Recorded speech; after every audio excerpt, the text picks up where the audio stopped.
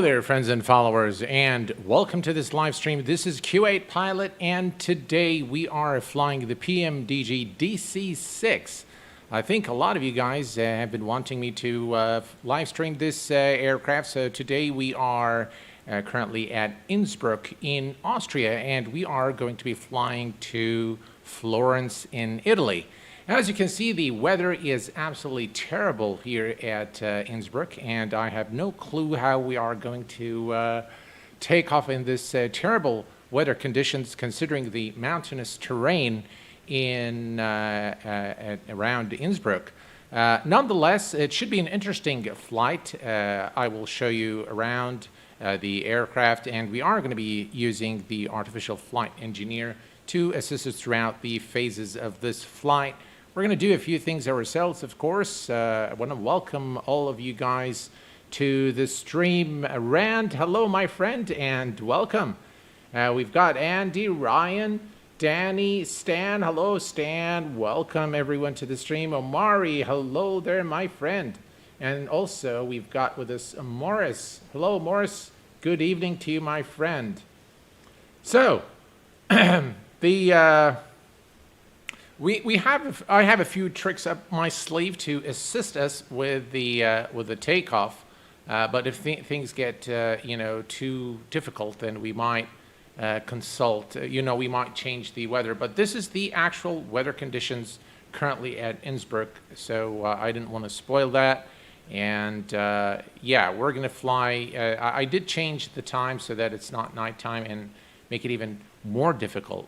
So a little bit about the actual flight today. If we look at our Sim Toolkit Pro and look at our operational flight plan, we are carrying about 6,500 pounds of fuel, and we are going to be departing runway 08 through the Bern to Juliet departure, through to the Brno transition, and then we're going to take airway Mike 726 to Le Mans, then airway Quebec 58 to Big 2, and then Big 3 Papa star into Florence, and we're going to perform an ILS approach runway 05.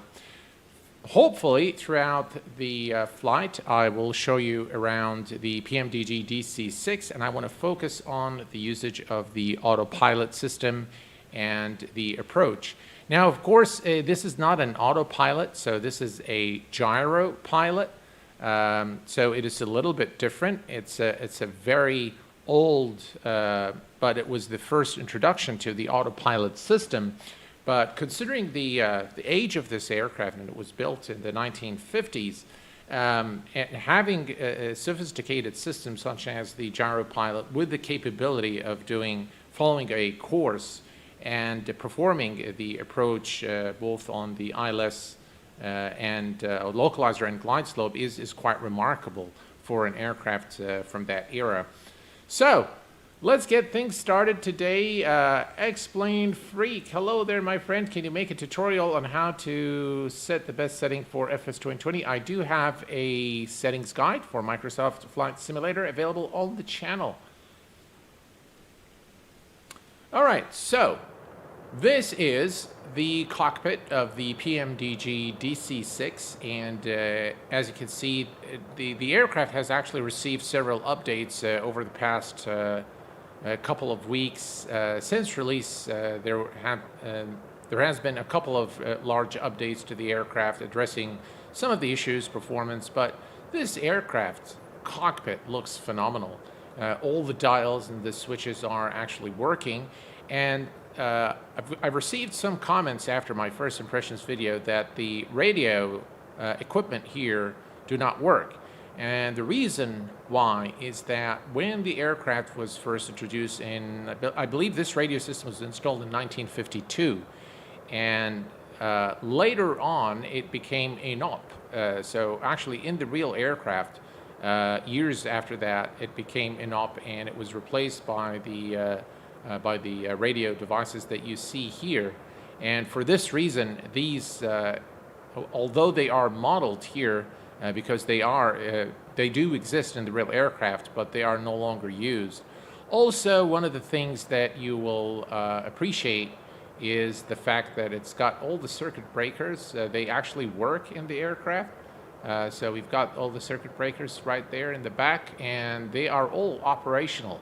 So this is, again, you can experiment with these, and you can turn them on and off and see what happens. But it's good to have them. It adds to the realism of your experience. Of course, everything else we've done in the first impressions video. So we're going to get things started here. And the first thing we're going to do, we've got the ground power unit connected. So we are going to head over here and put this on ground power and turn on the battery. And we're going to also turn on the gens and the controls. Now we are going to call our artificial flight engineer and to do the before start checklist. Cockpit briefly.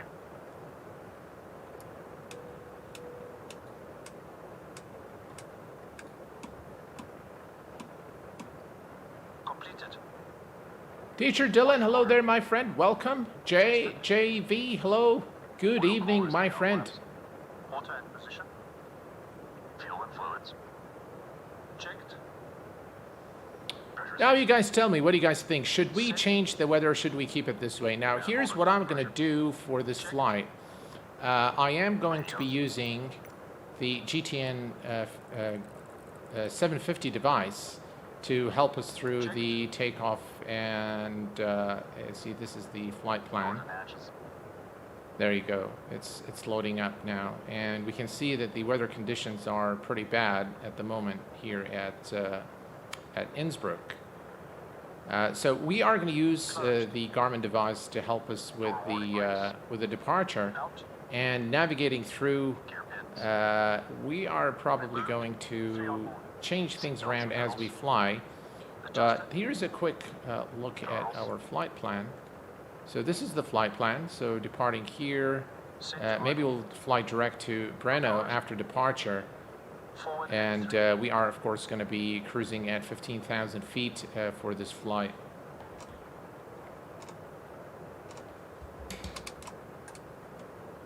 Before start checks complete. Start engines. All right, we are good to start our engines. So let's head down here, and we are just going to put all the mixtures on auto rich. All right, auto rich is set, and now we can head over to the overhead panel and start the engine. The fuel booster pump for engine number 3 is already on, so we're going to go ahead and start. And the, of course, engine selector is on number 3, so let's go ahead and start the engine number 3. 6, 9, 12. Prime and boost. And now we can see engine number 3 starting.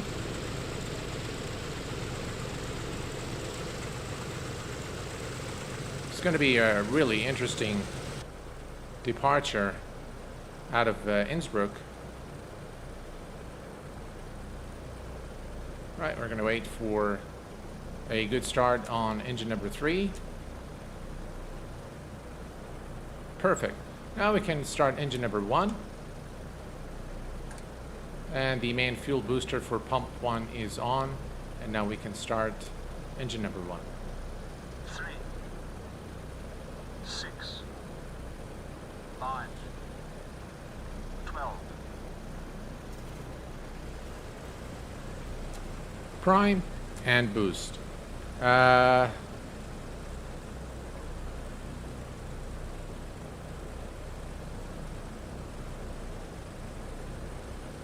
right, and it looks like we have a good start on engine number 1.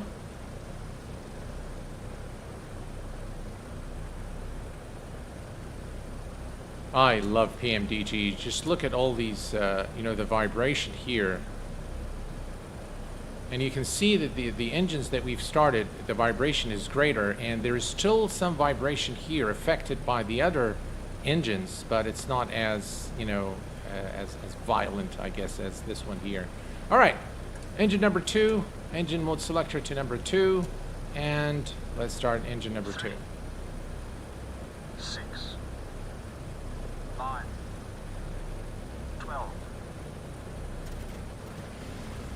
prime and boost. And one more engine to start, which is engine number 4. Definitely icing condition here as we depart Innsbruck today. I mean, look at the weather, it's just really, really bad.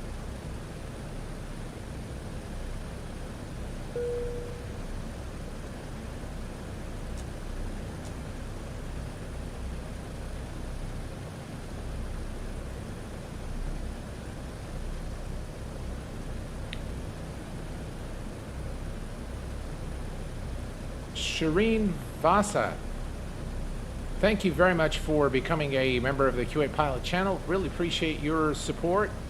Welcome to the VVIP membership here at the channel. And we have a good start on engine number 3, and now we have engine number 4. Oh, sorry, engine number 2.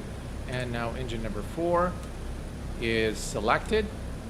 And we're going to start engine number 4. 3, 6, 9, 12. And here we go, engine number 4. Perfect.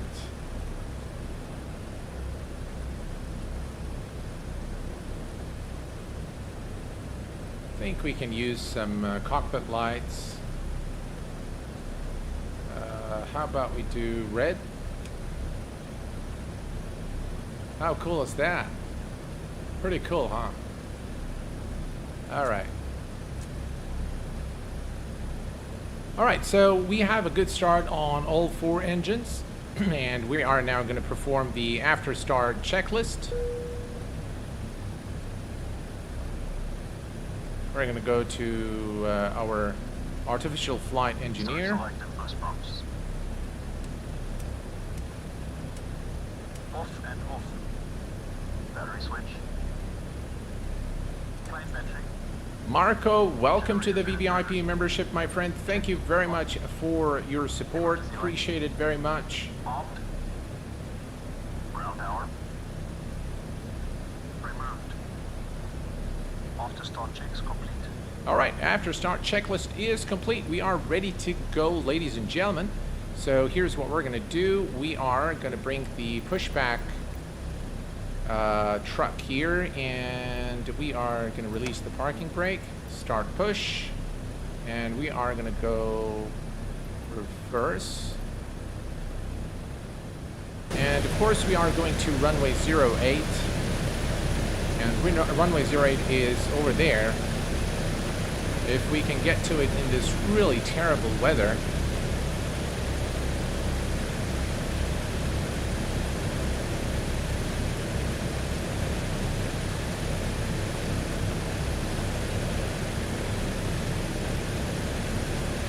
Hold and push back. Parking brake is set. And we are good to go. All right, let's release the parking brake. And we're going to perform the before takeoff checklist. Boost pumps.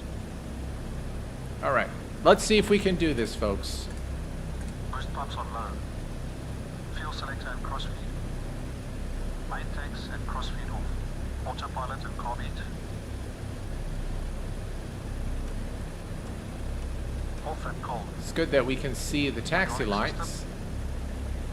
Down, forward, pressure quantity checked. And Okay. we got to be really careful Flaps 20. with this departure.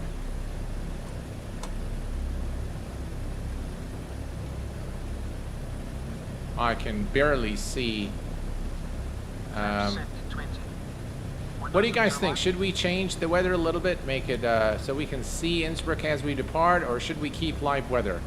I'll take a vote on that. Closed and on. Controls.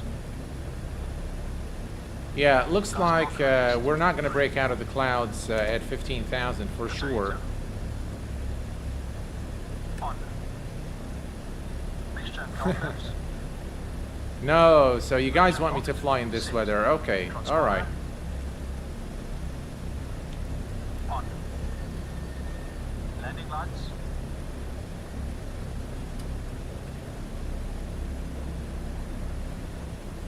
Well, I tell you, it is more interesting to fly in such weather conditions.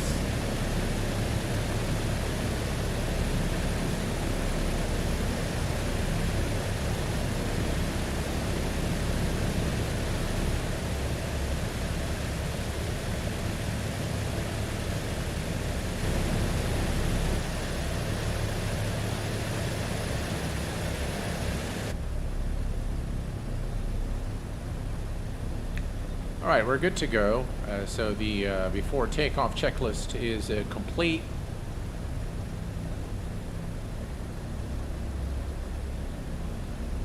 And we're heading to runway 08. So what we are going to do is, yeah, the weather in Rome is perfectly fine, but the weather here at Innsbruck is just terrible. Just really dreadful weather. All right, we're coming up to the runway here. And we're probably going to need all the runway for this takeoff. So we're going to make sure that we hold the parking brake until maximum power is set, and then release the parking brake and let the plane accelerate down the runway. I tell you guys, really, visibility is really, really bad.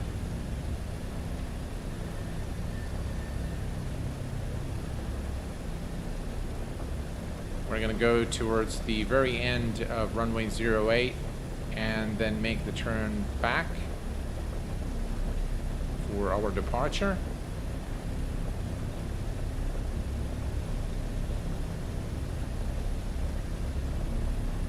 There are a couple of aircraft for X-Plane that came out by V-Sky Labs and some other company that I can't remember the name of it now, but I think those are worth looking at. So I am probably going to be scheduling a recorded review of those, or first impressions video. All right, let's make our turn here.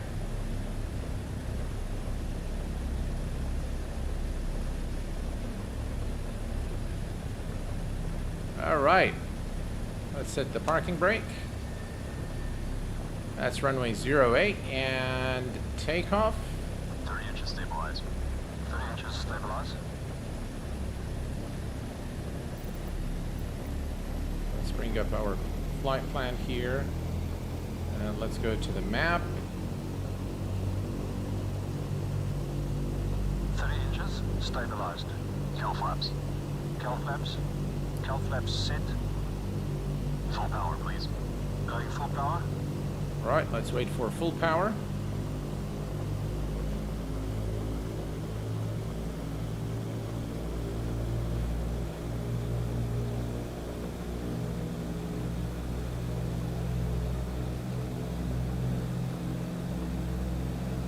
Full power set. All right, parking brake released.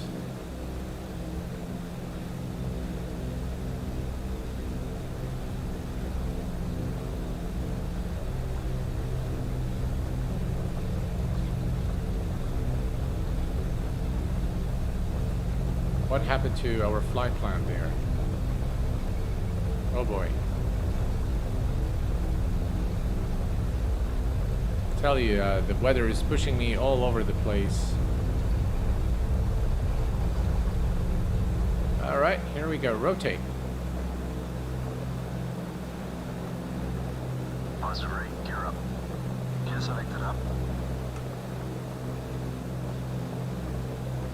Now, I have no clue. Approach the Flying Bull 6 is type 1 miles east of Innsbruck, 2,200 feet. Request flight following. I have no clue what's going on in terms of the flight plan. But we need to be very careful about our altitude, and because I can't see absolutely anything. Just look at that. Nothing at all. Alright, so let me go back here to the flight plan. And I gotta watch what's going on. Oh, I can see now. I can see a little bit. Roger, the Flying Bull 6. Alright, so let's see. We're gonna go to Breno, activate leg to Breno, say OK. And then go to the map. I still can't see our flight plan. Start somewhere there. Okay. Well, we're just going to keep climbing for now. I can barely see the mountains right here. We're doing all right. See that? We can see the tip of the mountain there. Meter power.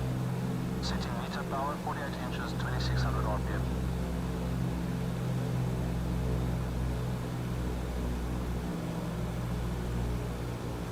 All right. So I think it's safe to start making our turn into Meter power Breno. set. Climb power. Setting climb power. All right, here's what I'm gonna do. I am gonna come here to the Autopilot, and let's make sure first that this is on GPS, and then we're gonna come down here, turn this on, turn the AP Climb power set. After takeoff checklist, please. and localizer. All right, now, After takeoff checks complete. oh God, oh God, oh God, oh God.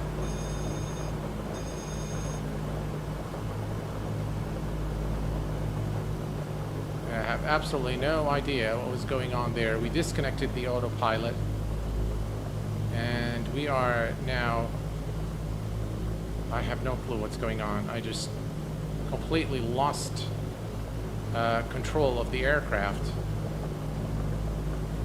Oh God. Oh, no, no, no, no, no, no. Oh.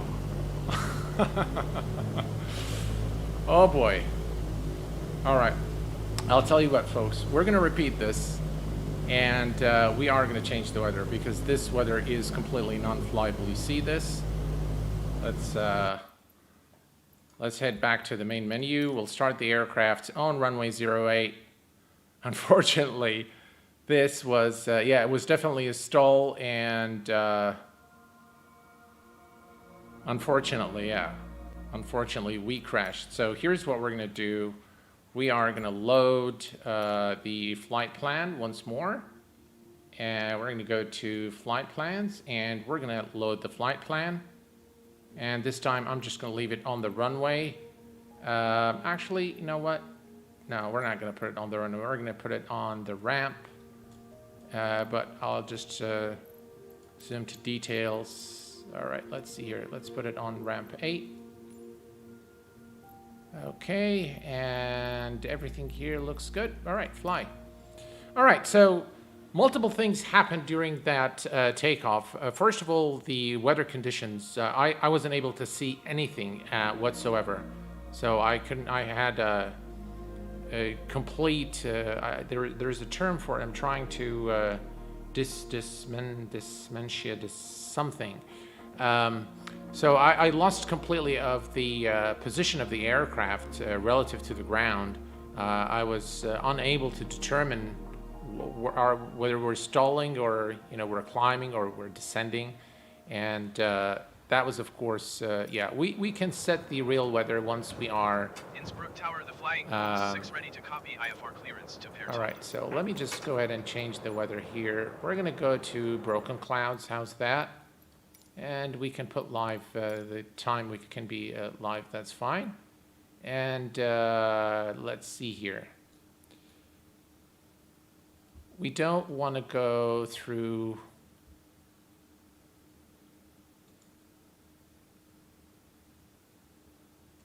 Oh, okay. All right, so I'm not sure if we should go to ready for start. Let's go to ready for start. The Flying Bull 6 cleared to Pertola Airport as filed. Takeoff runway 26 climb and maintain 11,000 feet. Just to kind of save a little bit of time. Decimal, force squawk 2116. And we can see the mixture is set. So we can just come over here and start the engine. Contact ground on 120.1 when ready to taxi. 9, 12. Yeah, that was a bad call on my part. We should have just, changed the weather for our departure. And we can always switch back to real weather once we are clear of the area, but it's just really, really bad. All right, let's do engine number 1.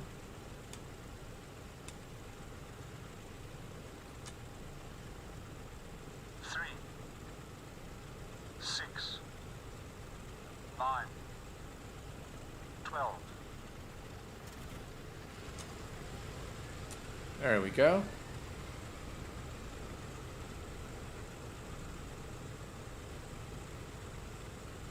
The mountains on the right when departing are 9,200 feet.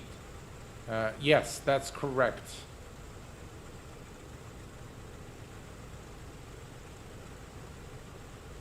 Disorientation. No, there's another term, JV, for it. I can't remember the. I can't remember this dementia. Just something. I can't remember the name now. The term for it. All right, so we have a good start. All right, let's go engine number 2. Engine number 2, start. 3, 6, 9, 12. All right, and there we go. Engine number 3.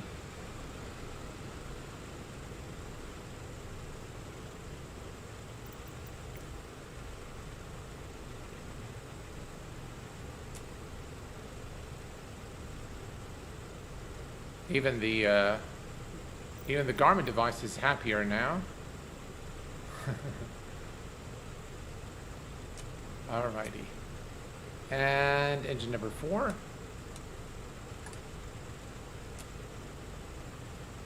3, 6, Just look at that cockpit. 9, It's brilliant. 12.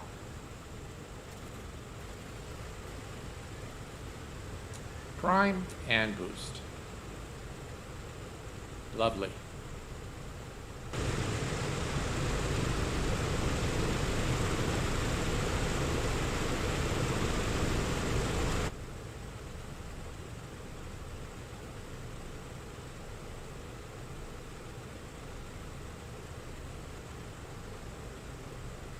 Captain Geo, hello there, my friend. Welcome.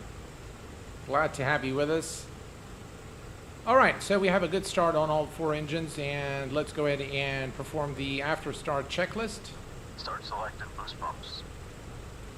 And what we're going to do is we're going to start the pushback. Battery switch.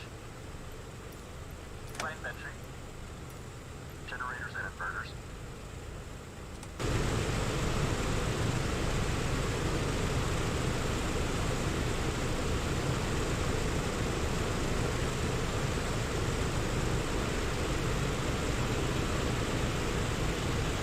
That looks gorgeous.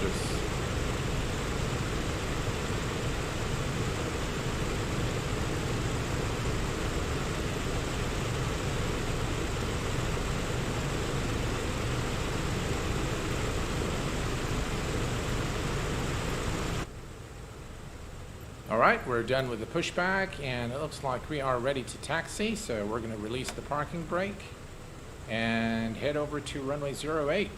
God, this is so much better. At least, you know, you can see what's going on. Let's do the before takeoff. Boost pumps. There we go. Boost pumps on low. Fuel selector and crossfeed. Main tanks and crossfeed off. Autopilot and carb heat. Off and cold. Hydraulic system. Down, forward. Pressure and quantity checked. Okay. Flaps 20. Innsbruck ground, the Flying Bull 6 with Mike ready to taxi IFR. Much, much better. And we're going to bring up our Flaps set 20. flight plan here. Runway 26 using taxiway. Contact tower on 120.1 when ready. Closed and on. At least it's going to give me a better chance to explain to you guys some, you know, some of the functions of the autopilot while we fly. On. Mixture and cowl flaps. Reach unlocked. Set. Transponder.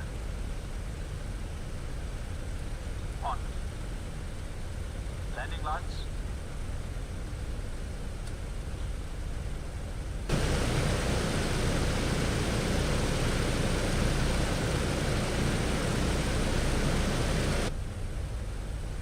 Before takeoff checks complete. All right, we are ready to go. And we're just going to taxi to runway 08. And we'll be on our way. And hopefully this time we won't crash.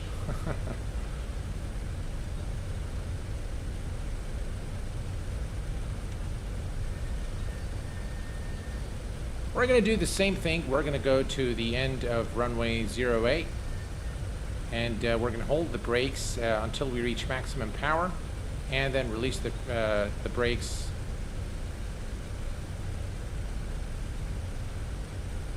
Gotta love the sounds on this PMDG DC6.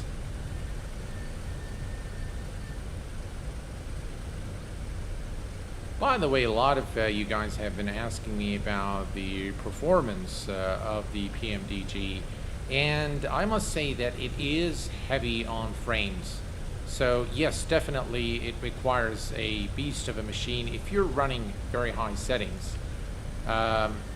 So with this aircraft, I average about 30 to 35 FPS. For example, if I compare this to the default 747 here at Innsbruck, I get about 42, 43 on average with the 747. So definitely resource hungry.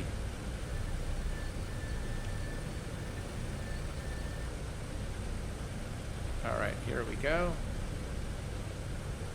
Runway 08, and we're going to hold the brakes here. Brakes are set, and we're going to call for takeoff. 30 inches stabilize. 30 inches stabilize.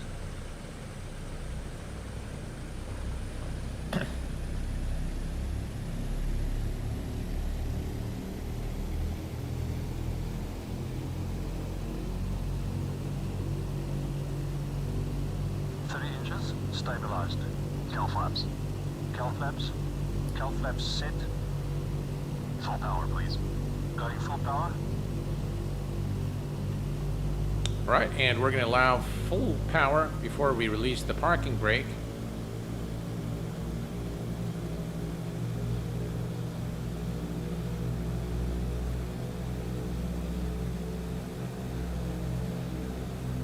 Full power set. All right, parking brake released, and we're good to go.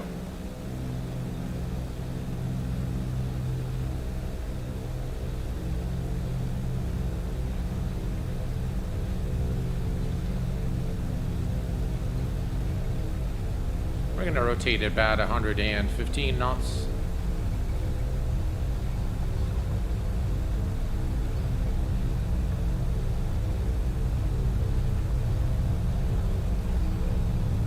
All right, there we go, rotate.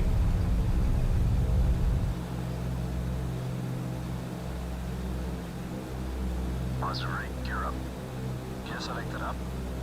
The flying ball. 6, you were not cleared to take off. Yeah, whatever. We're not cleared for takeoff yet. Gear up, lights out. Innsbruck approach. The Flying Bull 6 is type 1 miles east of Innsbruck, 2,100 feet. Request flight following. All right, we got to keep an eye on our rate of climb. The flying ball 6 Innsbruck. About 1,200 feet per minute is fine. 065. And we want to climb to about 165 knots. 065, the Flying Bull 6. We're looking all right. The flying ball 6 radar contact 2 miles east of Innsbruck, 2,800 feet. Altimeter 29.92. Roger, the Flying Bull 6.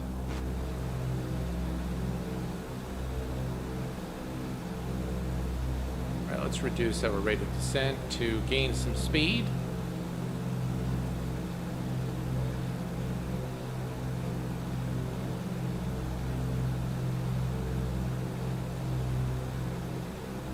And here we can take a better look at the where we're going.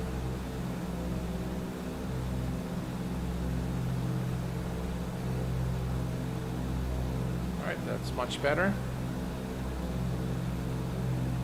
Flaps up. Flaps going up.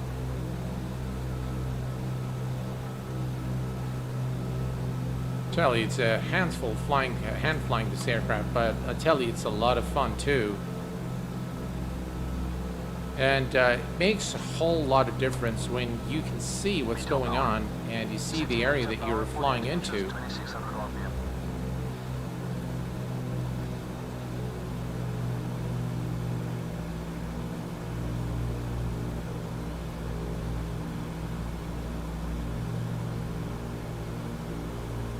Meter power set. We do want to gain a little bit of altitude Climb power.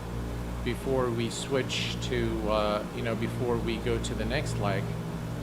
Because you can see the area to our right has some high mountains, so we want to make sure that we are at an altitude to avoid them.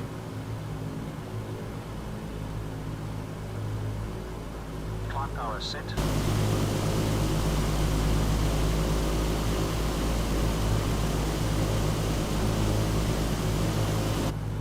After takeoff checks complete. All right, let me come back here. Flight plan. And we are going to go activate LEC 2 Breno. And we're going to go back to our map.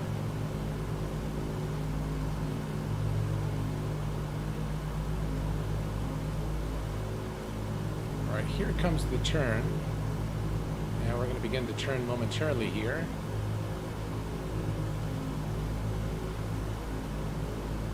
All right, here we go.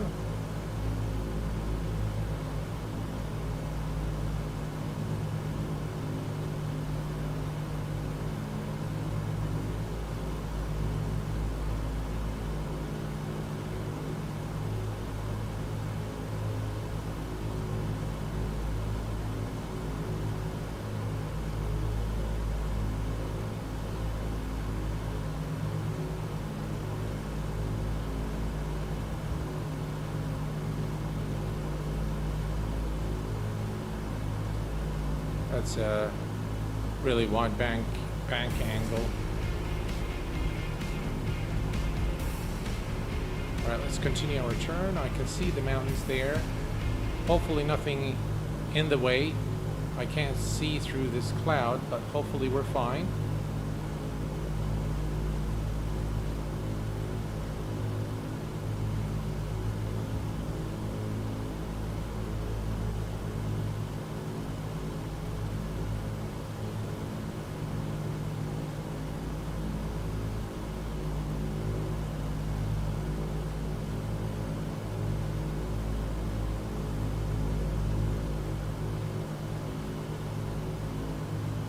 We just barely made it above the mountains there. All right, we continue our turn now.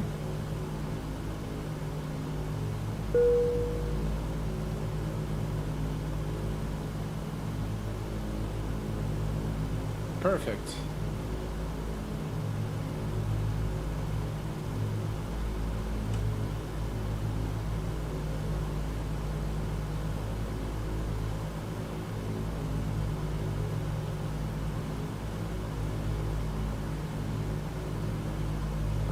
Right. Let's make sure the this is set to GPS.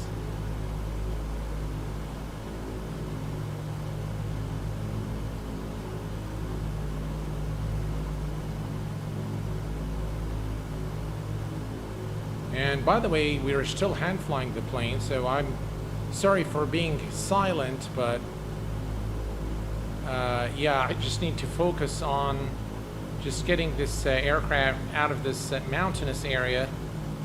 We can see the icing on the windows now, so we better turn on the carb de-icer for all our engines.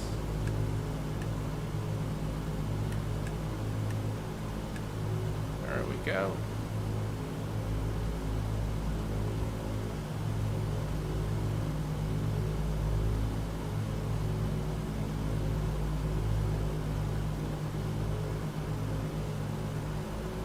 To gain a little bit of speed there. Yeah, definitely hand flying the aircraft is a challenge, but a lot of fun.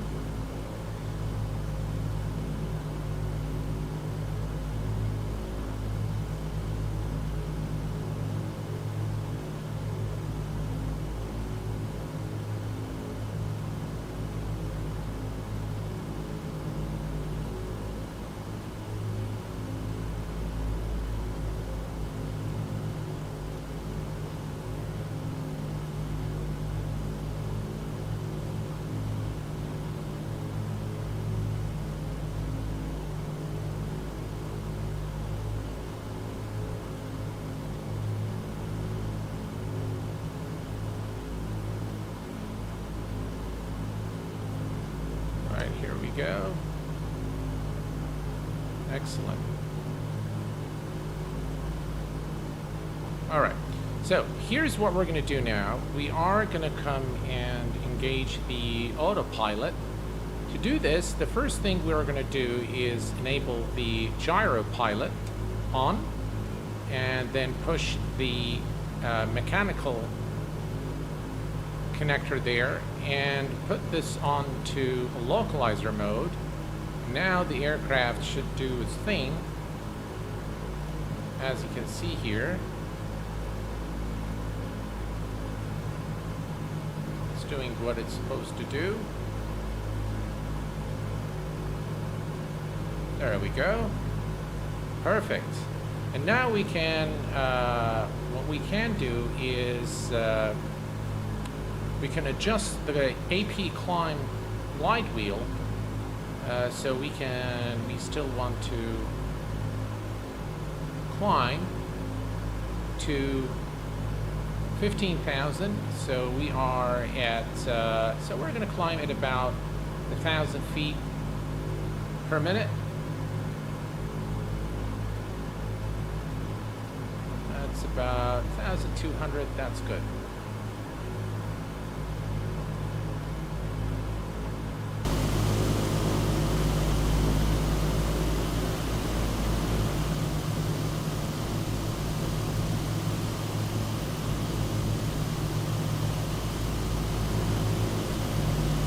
Just look at that view.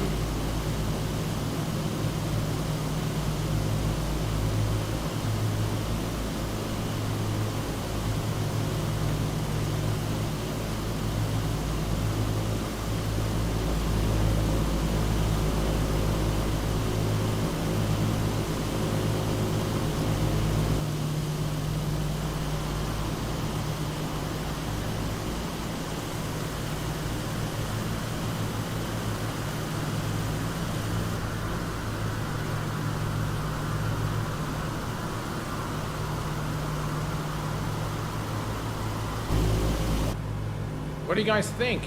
Spectacular, huh? Absolutely gorgeous. Microsoft Flight Simulator just looks fantastic. Let's adjust the climb rate.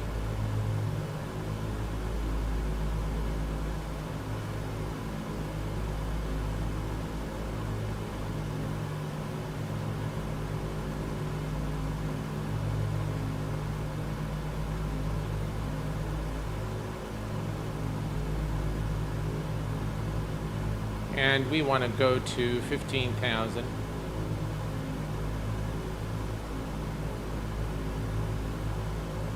And we should also clear the clouds once we are there. Chris, hello there, my friend. Welcome. Icing on the windows is not decreasing. No, obviously it's not. All right, 13,000.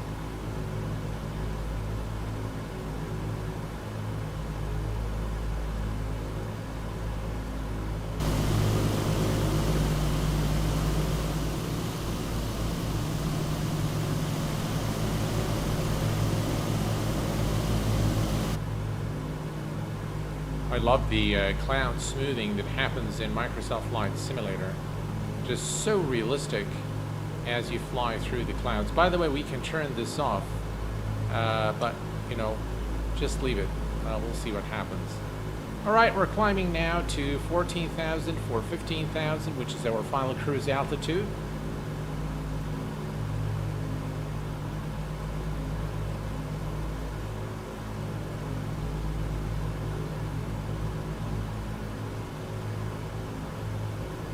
And if we bring up the Garmin device here, we can see what's going on. If we click back, it will put us back exactly where we are. And we can see exactly where we're going now. So it comes in handy, to be honest, with the PMDG. I've done a couple of flights, and I've used it because it's just a lot easier to visualize where you are, especially as we arrive into our destination. Then, of course, now SimToolkit Pro will provide you with the top of climb and top of descent right on the map in the latest update.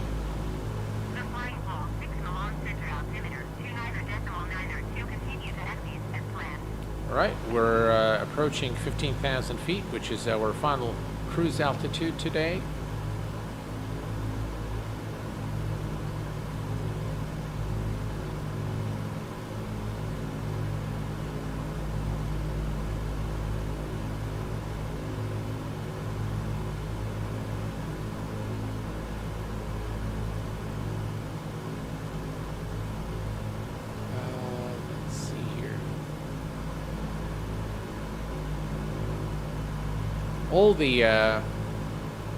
All the de-ice equipment is turned on. Turn that on. Airfoil, heater, master. Yeah, let's turn that on. Why not? Let's see if that helps with the icing.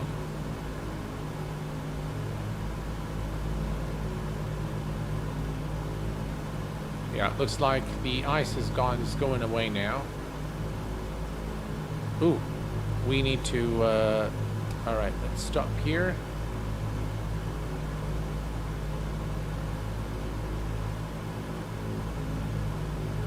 All right, about 15,300 feet. That's perfectly all right. Let's go ahead and bring up the cruise Cruise power, please. checklist. Cruise power.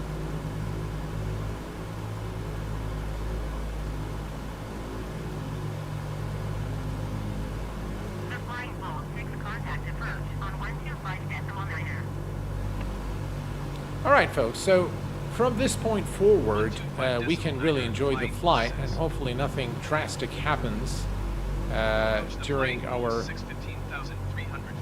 flight to Florence.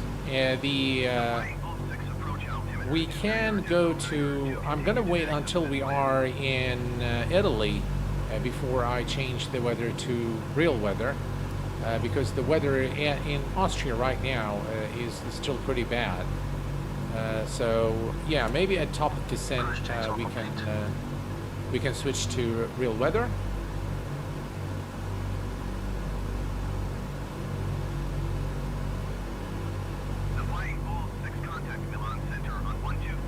Which map is that in the left?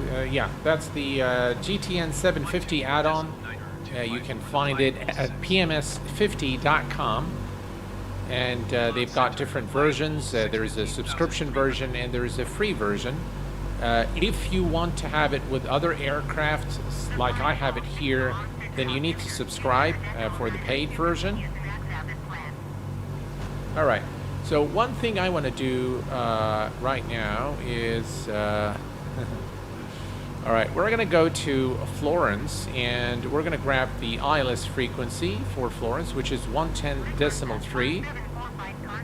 All right, so let's go to here and we can, actually you can do it here, 110.3 and then transfer. And now you can see 110.3 is already dialed into the Garmin device here.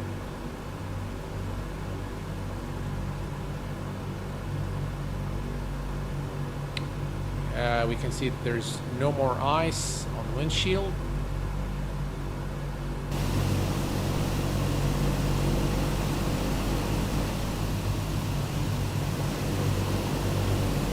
Just look at that. Beautiful.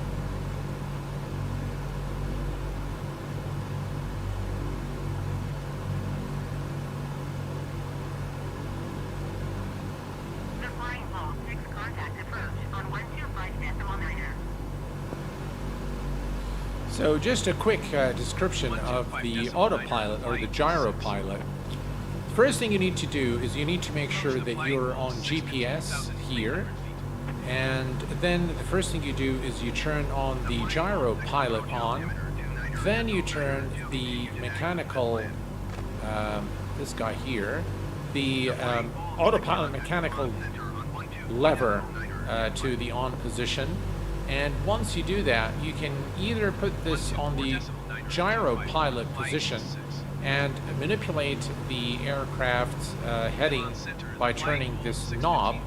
You can always press this button here to recenter this, And on localizer, if you have a flight plan loaded, then your gyro pilot will follow the flight plan like we are doing now. And for the approach, so to intercept the localizer, we need to set this to the approach, and the aircraft will basically descend. Will intercept the localizer and fly the path into the runway. So pretty simple, but very effective, and considering, you know, the age of the aircraft and the time when this gyro pilot was introduced, it was a very good solution for the aircraft at the time.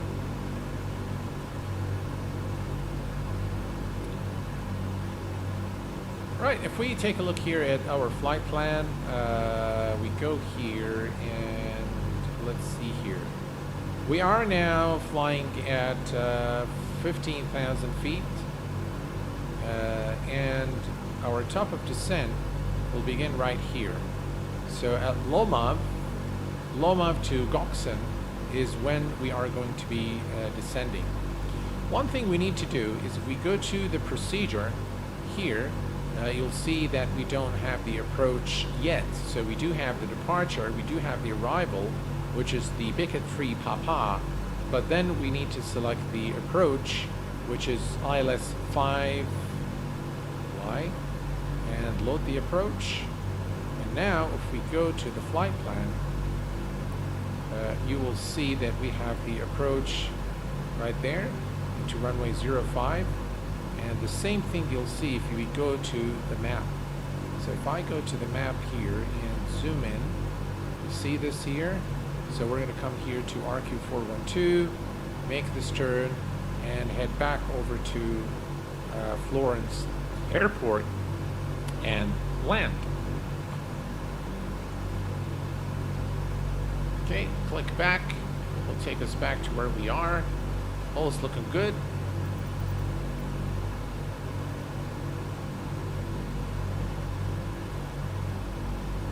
The Phoenix A320.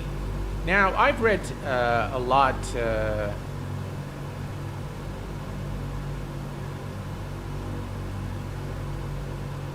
I've read a lot about it, and I am very excited about the Phoenix A320, simply because it seems like it is one of the most in-depth simulations of the A320 according to Phoenix Simulations, or Phoenix Studio or software company.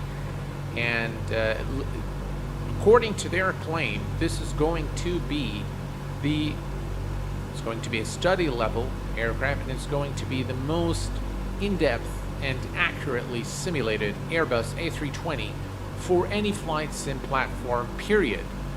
And that calls for a lot of excitement, folks, and definitely I'm very excited. Can't wait to have it.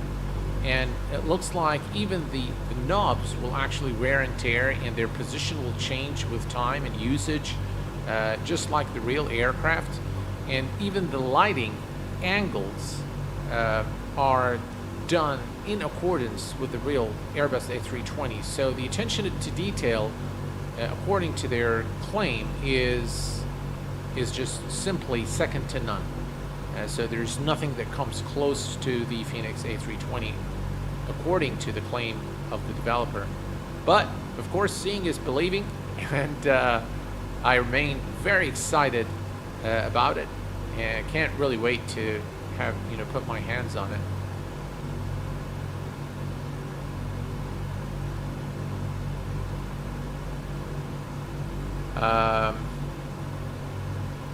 Hey, Eric Daz, hello there, my friend, welcome.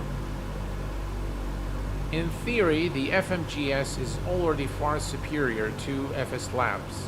Well, that's what I hear, so I would second that based on what I've been hearing. But of course, we haven't seen anything yet, so it remains to be seen. Let's take a look here at the outside.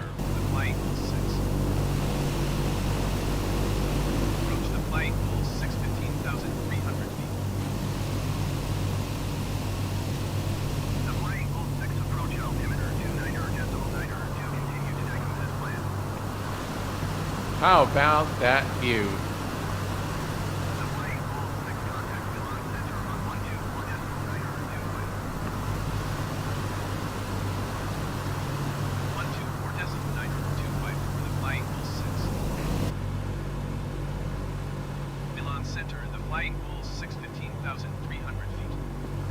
It is definitely a lovely airplane, without a doubt. Flight Sim Life. Hello there, my friend. How are you doing tonight? Let's take a quick look at our flight plan here and see where we are. Flight plan. And we are right here. Not too far from our top of descent mark. 125.9er, the Flying Bull 6. Approach the Flying Bull 6, 15,300 feet. Captain Geo, hey there, Captain. I'd like to see what's your setting look like, if you don't mind. Sure. As soon as we land at Florence, I'll take you guys through my settings.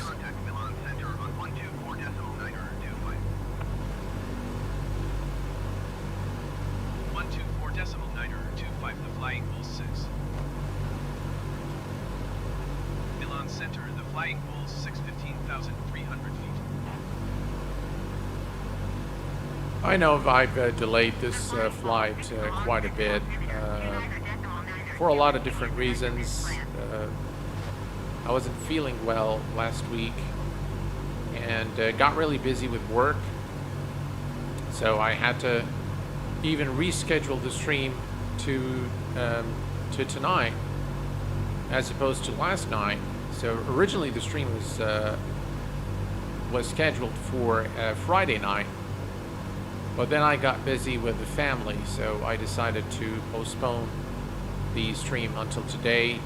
I apologize, I did not post anything on the community tab or Twitter. I just simply went and changed the date to today. So I hope you guys are okay with that. What is the highest mountain in Kuwait? Well, I'm happy to tell you that there are 0 mountains in Kuwait. So yeah, there are no mountains in Kuwait. It's pretty much flat desert land. The highest elevation in Kuwait, I believe, is 200 meters. That's the highest point in Kuwait. But yeah, it has been extremely hot summer this summer. Temperatures are reaching close to 60 Celsius, and it is definitely you get fried, literally fried. So yeah, it's been a very, very hot summer in Kuwait. Today is not as hot, but it's very humid. But yeah, I am feeling better, Ryan and Rand. Thank you very much, appreciate it.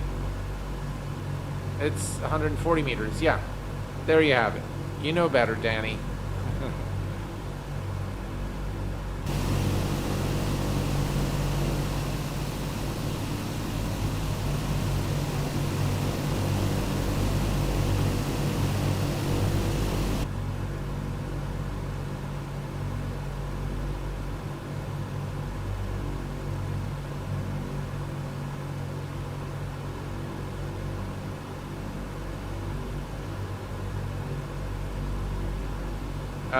So Manga R, yes, so the DC6 is equipped with a gyro pilot rather than an autopilot. If you go back to the beginning of the stream, or maybe midway through the stream, we are using actually the autopilot to fly the aircraft, and I've explained it briefly on how to set it up and how to use it. So definitely there is, there is a gyro pilot that you can use in this aircraft.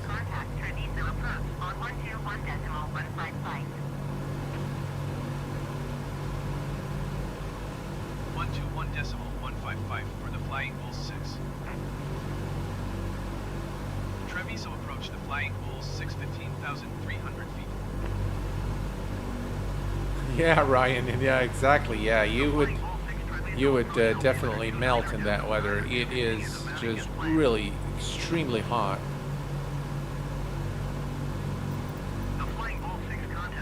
All right, here we see 15,000, 14. Yeah, we're looking good. not too far from our top of descent mark. Milan Center, the Flying Bulls 615,300 feet. The Flying Bull, 6 Milan Center altimeter, 29.9, you continue to that as planned. Even the super hot cities in the US can't compare because we almost never have humidity when it gets that hot. That's exactly right, yes. Just interested, are you born in Kuwait or something? How you became based in Kuwait? Yeah, I am, Danny, I'm a Kuwaiti national. I was born and raised for the most part of my life in Kuwait. I left Kuwait at the age of 17 to the US, where I was given sponsorship to complete my studies at Fresno State, or CSU Fresno, and I decided to stay in California for many years after I've done my college, and I graduated with a computer science degree. But then I decided to do some practical training, and then I worked there for a while. And then I decided to come back home.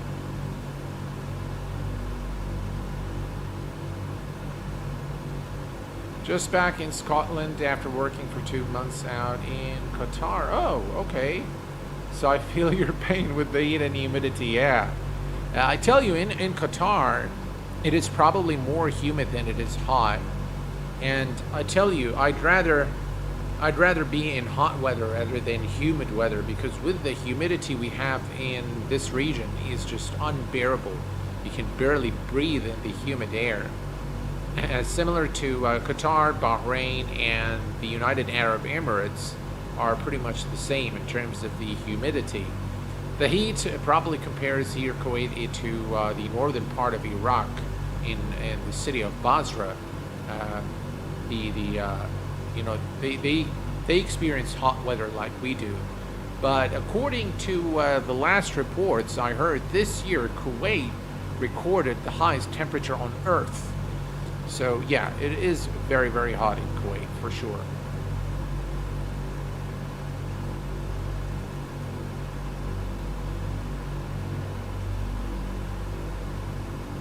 Yes, the terrain is definitely there is a chain of mountains in Iran. And they have a completely different climate, different terrain in Iran.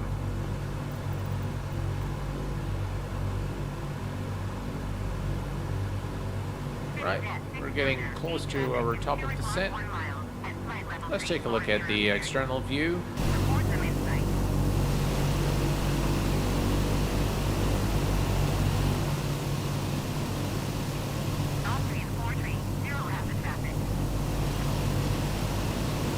Looks pretty good, huh? I prefer to fly during daylight, to be honest, in Microsoft Flight Simulator. I don't like the nighttime too much. I think certain times of, you know, as the sun, yeah, this I'm not sure what this is kind of strange looking. Climb and maintain 8,300 feet. Expect vectors. At dawn, I don't mind it at dawn, but when I don't know, it looks a bit strange to me, but it could be just me. Hey, Duncan! Hello there, my friend. Welcome.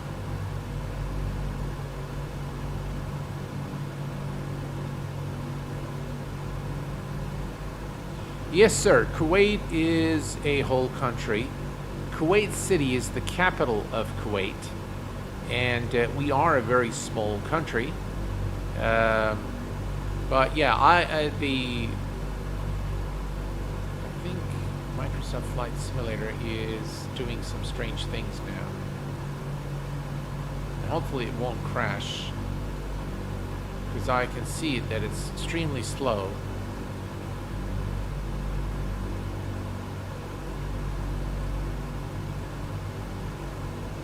Please don't crash.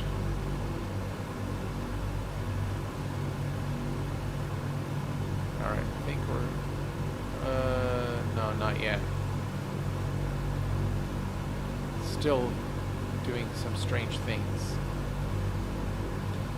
So hopefully all of these issues with Microsoft Flight Simulator would be solved with the upcoming update. But until then, we have to suffer with this. And I'm kind of getting agitated now because it's really slow. Not sure what's going on. Maybe we're passing through an airport or something. Yeah, I'm not sure.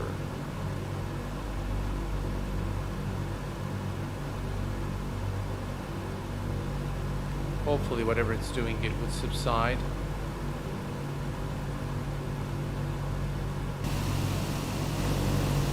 Okay, see that?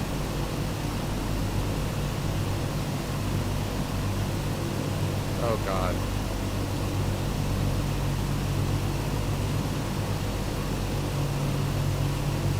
Not sure if it's the internet connection or what exactly is this, but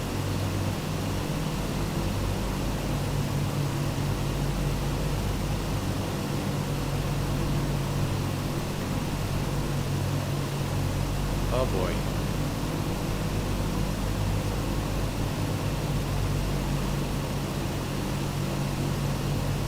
It has done this at airports, but not exactly, you know, where, not while we're in cruise, but doesn't seem to be, not really sure what's going on now. But we can't continue the flight like this. Hopefully we just go away and starts behaving like it should. Finally, wow, that was a really long jitter there. Yeah, I think everything's fine now. Thank God.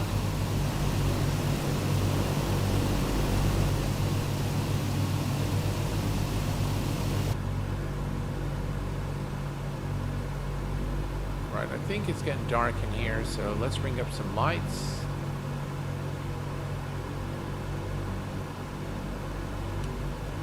There we go. Much better.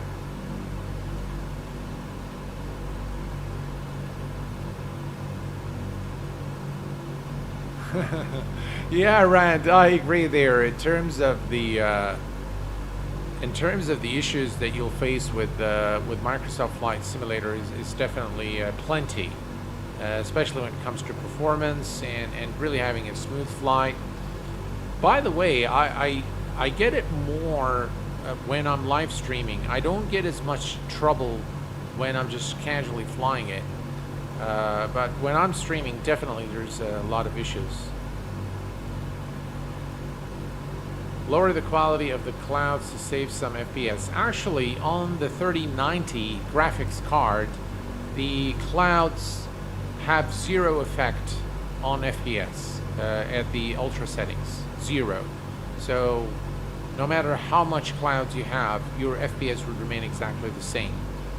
But the issue that we've just had, the jitter that we've had, is nothing to do with the settings. Just I think it's Microsoft Flight Simulator is doing some funny things, and hopefully those will be addressed in the upcoming update at the end of the month.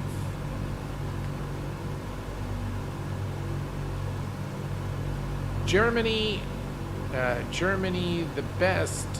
Oof, I'm late. How's it going? It's going great, my friend. Other than the crash that we had in the very beginning of the flight, everything's going according to plan now, and we are almost at our top of descent.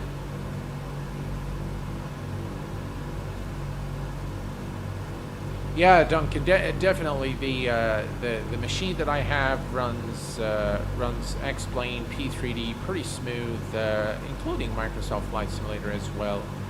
But there are certain areas, when you fly over those areas, they kind of start acting really funny. But without a doubt, a very promising flight simulator, and I'm hearing now a lot of new add-ons are coming to this new flight simulation platform. which calls for, you know, excitement.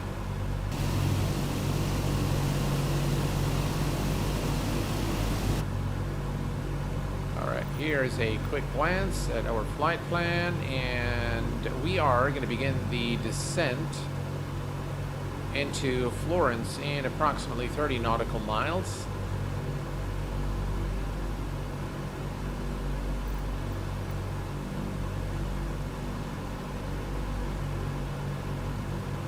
In the meantime, we can just enjoy.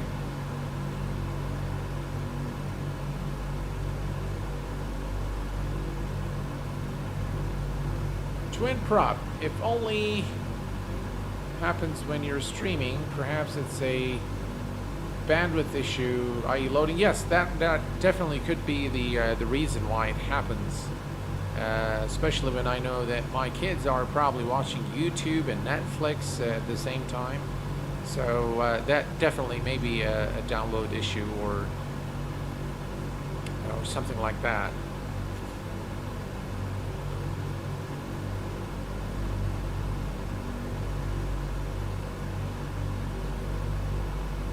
Nice aircraft overall. I think PMDG has done a phenomenal job with this aircraft. By the way, this is not the first time that I fly the PMDG DC6.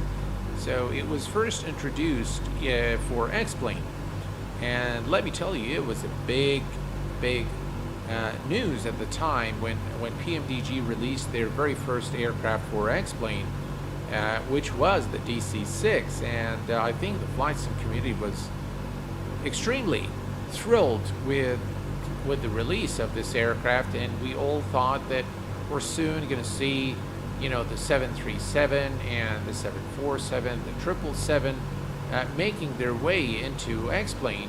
But unfortunately, PMDG has made the decision to cease all development for X-Plane and now develop exclusively for Microsoft Flight Simulator. So that was a bit of a shocker and a disappointment for me personally, but I'm sure that many share the same disappointment. Now, is that going to affect PMDG? I don't think so. I think a lot of companies have decided to stop developing for Laminar and focus their attention to Microsoft Flight Simulator, but thankfully we have companies like I&I Build that build great aircraft, great add-ons for Microsoft Flight Simulator, FlyJSim, Flight Factor. You know, those companies will continue to develop great add-ons for X-Plane 11 or X-Plane 12 in the future, perhaps. But overall, I think X-Plane still has the upper hand in terms of the fidelity of the add-ons. Definitely Microsoft Flight Simulator is catching up with the introduction of this DC6, the CRJ500 by Aerosoft, and a number of general aviation aircraft. But definitely X-Plane still has the upper hand, but not for long. I mean, you know, once the 737 and the Phoenix A320 are introduced, I think X-Plane Laminar Research has got to move quicker in terms of introducing improvements into their flight sim platform. I'm looking forward to the forthcoming Airbus Falcon for X-Plane. Likewise, my friend, same here. Piper Aero Turbo should be released sometime next week, and if you already own the P3D version, you should get a discount. Quality Wing 787 is not a bad aircraft. I think it's quite resemblant of the 787. I cannot vouch for its authenticity in terms of how it flies, but how it looks, it definitely does look very good, and some really in-depth simulation of the aircraft systems as well. Competition is always great. Competition makes everything just so much better when it's fair and square. And I think the competition is a fair one. And yeah, let us all benefit from this competition and get some great add-ons. Right, let's see here. All right, so 9 nautical miles to the top of descent. I am going to initiate the descent now since we are about 300 feet above the assigned cruise altitude. And to do this, folks, is first thing first, we are going to come here to the artificial flight engineer. And Duncan, thank you very much for your super chat. €5. Really appreciate it. That's very, very kind of you. Very kind of you. Thank you so much.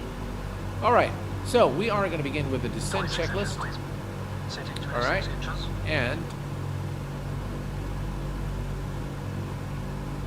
And we are going to disengage the altitude hold switch.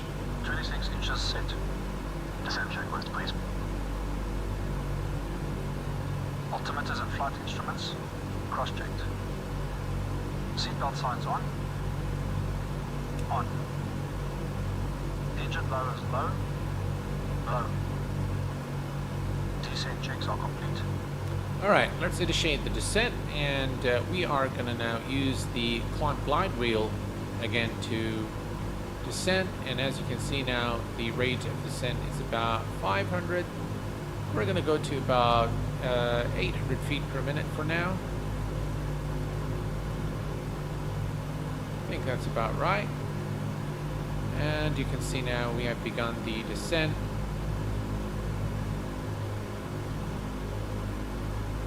And what we'll do is we'll control the descent through the altitude control switch throughout our flight.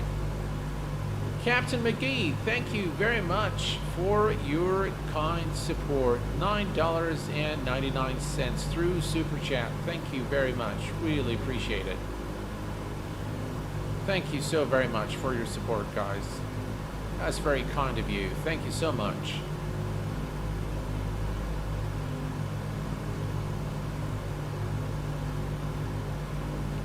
Right, we continue now our descent, folks. 13,200. So we're going to wait for 13,200. Let's make sure that we reset the altimeter, and at 3,200 we will, control, switch on the altitude control once more.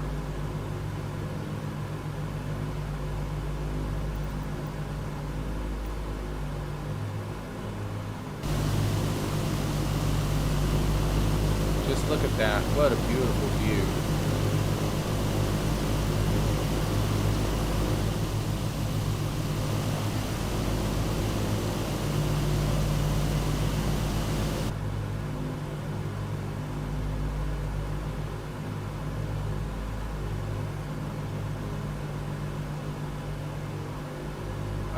Josh says, what do you think about MSFS 2020 ground handling in regards to the aircraft? Is it still too sensitive? Well, I'll tell you, the ground handling in Microsoft Flight Simulator is not the best thing in the simulator. I will tell you that. Now, in reference to the sensitivity, you can always adjust it through the response curves. So you are able to adjust those to reduce the sensitivity and, make things kind of work to your liking. So that is something that you can do in Microsoft Flight Simulator, but still the ground roll and the movement of the aircraft on the ground is, in my view, still not as realistic as X-Plane, for example.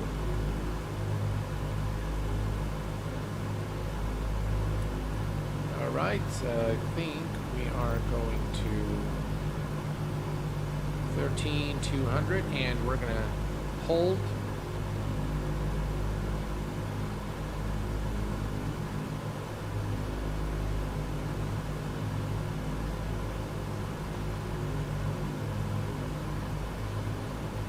Alright, there we go, and we're going to flip on the altitude control switch again. And we're going to hold the aircraft at 13,200 feet for the next 23 nautical miles or so.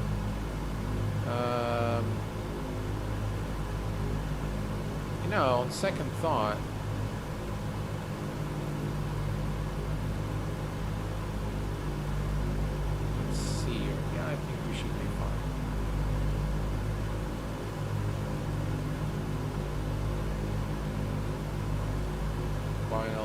3000. Yeah, that's fine.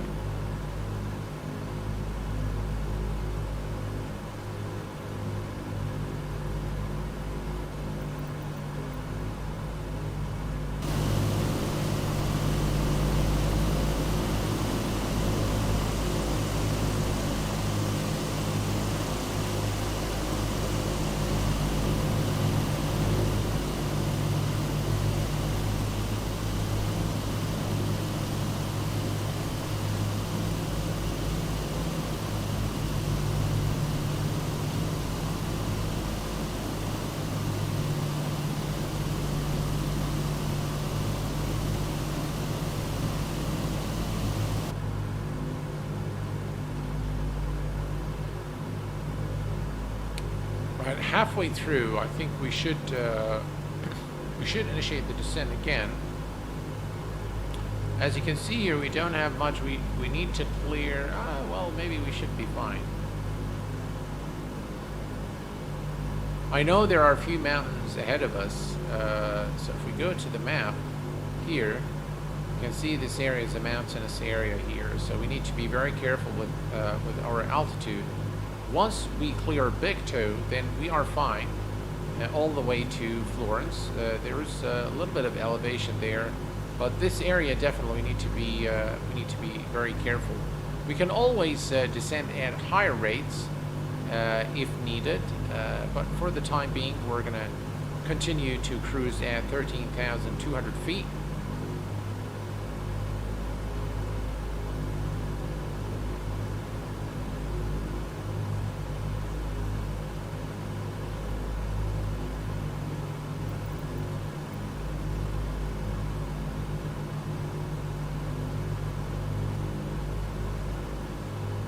What we can do now, folks, is we can go to weather and say live weather, and what would we get? Oh God.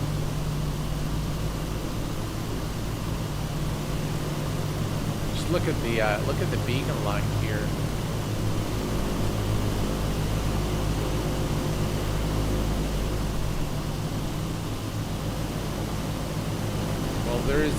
There isn't much to see. So if you guys want me to switch to you know, broken clouds, whatever, let me know.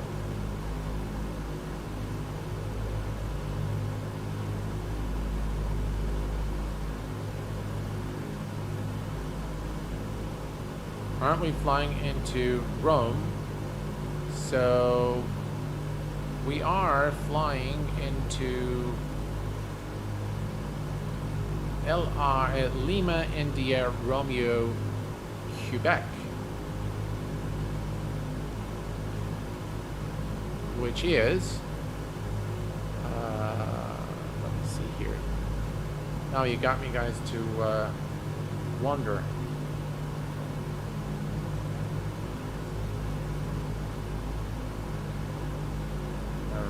Check out. Oh, you guys are right. We're not flying into Rome. We are flying into Florence, and you guys are right. The stream title is incorrect. Wow, guys, it's pitch black now. You can't see a thing. All right, let's head back here. All right, let's begin the descent once more. So we are going to disengage the altitude control and descend once more.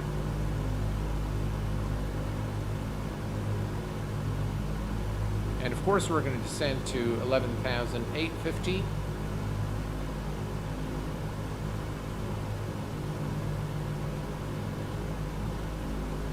Guys, we can't see a thing.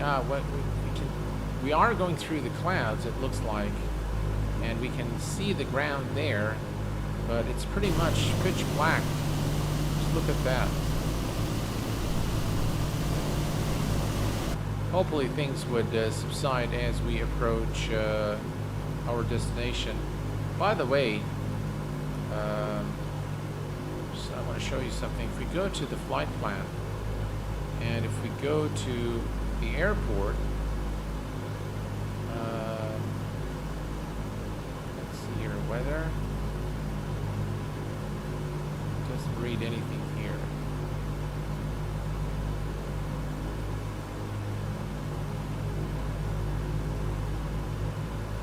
If we go to airport information here, this is Florence, Italy, and this is where we're heading.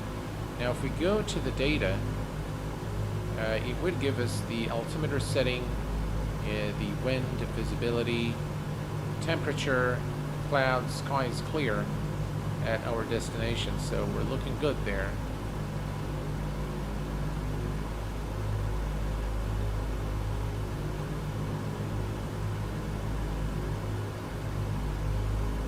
Right, let's increase the rate of descent just a bit.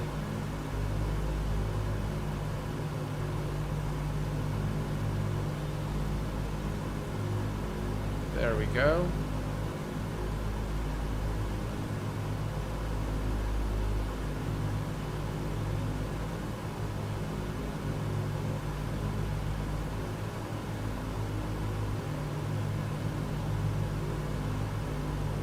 Looks like there is an aircraft right over there.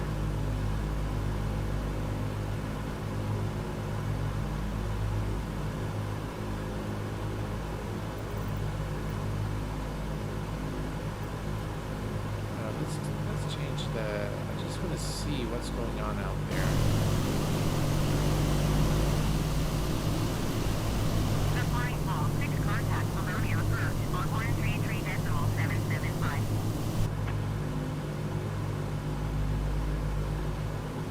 133.775 for the Flying Bull 6. All right, now we need to descend to 9,000. All right, we need to definitely increase our rate of descent. The Flying Bull 6 Bologna approach altimeter to 9.90. Continue to Big 2 as planned.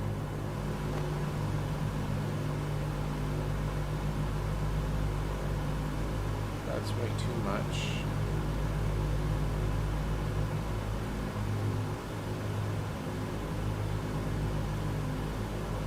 I think when we selected live weather, it also set the time to live.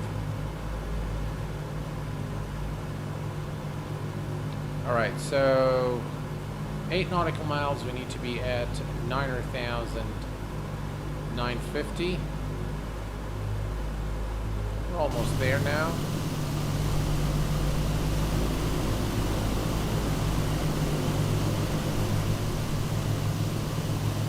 The Flying Bull 6 contact Milan Center on 124.925.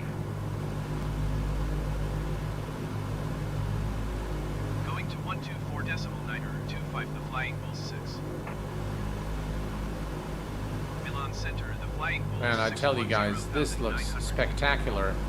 I mean, if you look at the light scattering over the clouds there, and just really beautiful, beautiful scene here. This looks fantastic. The flying ball 6 contact Florence approach on 125.825.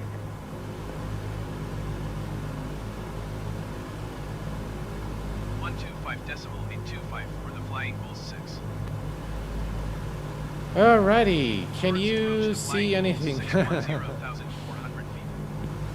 Might want to check your airspeed. Yeah, so the airspeed is pretty high, but it will adjust itself before approach. We are still okay.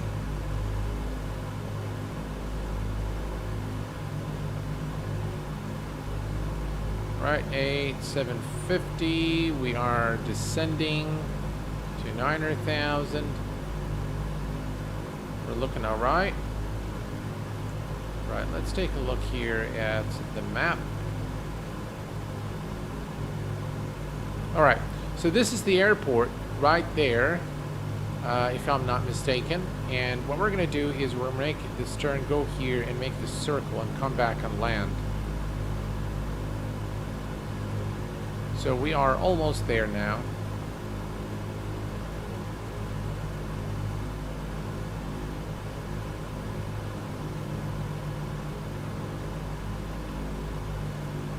we're slightly too high, but we should be fine. Platform altitude is 5,000 feet. Yeah.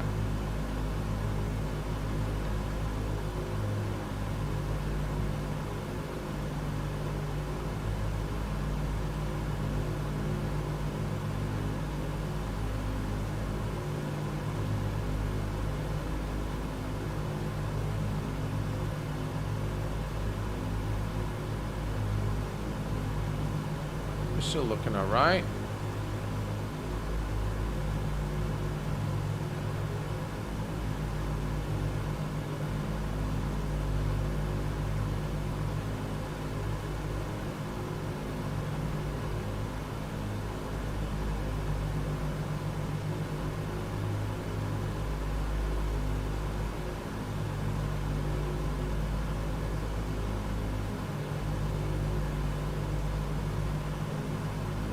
Right, so we're looking good in terms of our altitude.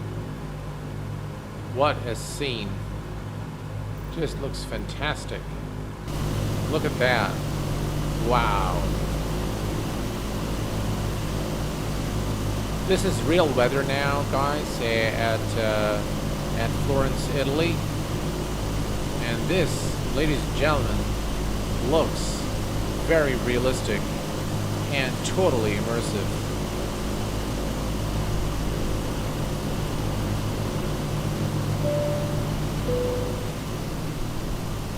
What a nice stream has it been so far.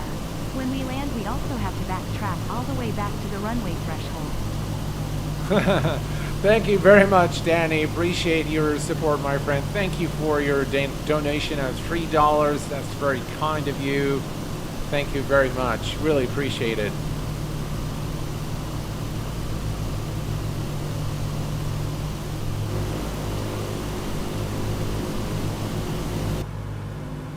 Alrighty, let's see how we're doing. We are at 7,000 feet, and if we look at our flight plan, we are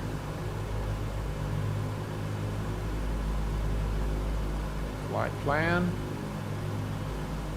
and Fly with Captain X has just subscribed to the Q8Pilot channel. Welcome, my friend. Alright, so if we look here, we need to be at 5,200. We're doing all right.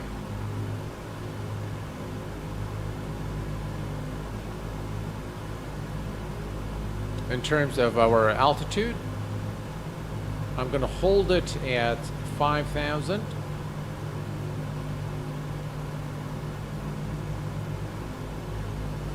And then we begin the descent again once we are closer to the airport. That's our map there. And we can zoom in a little bit. Alright, here we go. We're closing in at 5,000 now. This is just really spectacular. Looks gorgeous.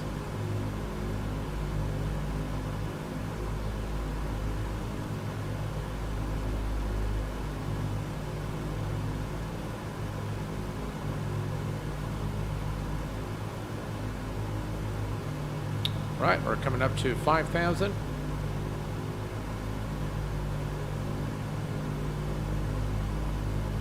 And let's go ahead and hold our altitude here. 5,000 feet.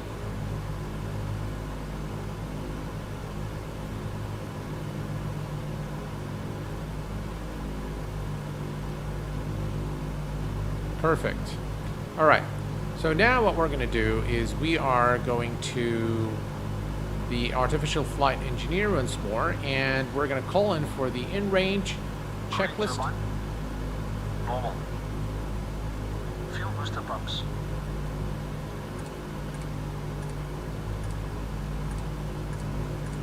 On low. Fuel tank selectors. Mains on, crossfeed off. Hydraulic bypass valve. Down. No smoking signs. On. In-range checks complete.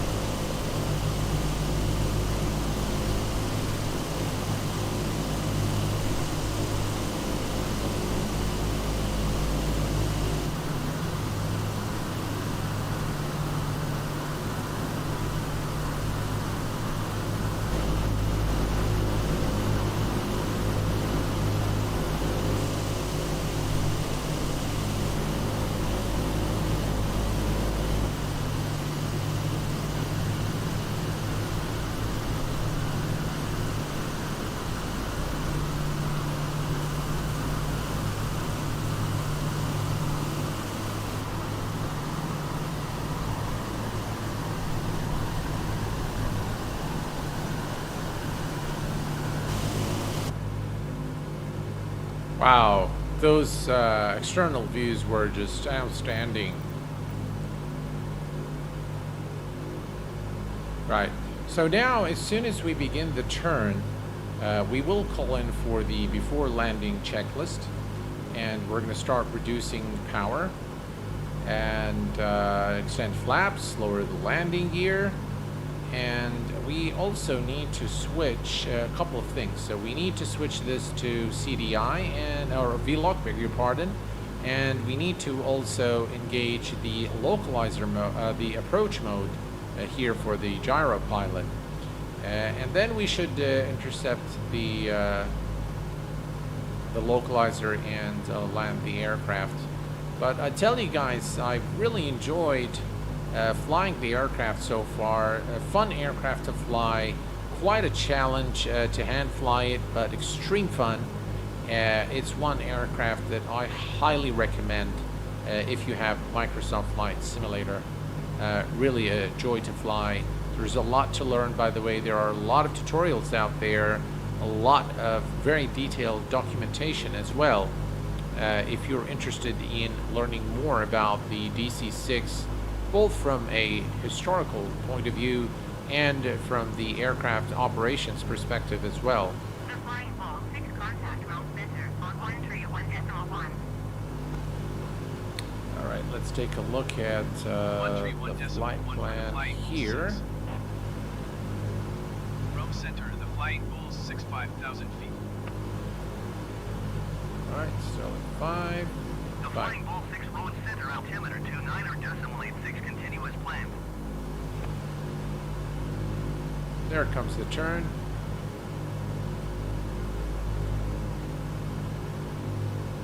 By the way, in the update before last, the aircraft was doing some really strange things once you reach the final approach. But I think they fixed that in the latest update to the aircraft, which is again very important. It's very important to know that the project is pretty much alive and the aircraft is being updated. And this goes for all add-ons. I mean, where us flight simulators go and make an investment, we expect a return on the investment, and the only return on the investment that we can expect is for the project to remain alive and to get updates, and for the aircraft to receive improvements over time. And that would be, of course, the only return on investment that we can hope for.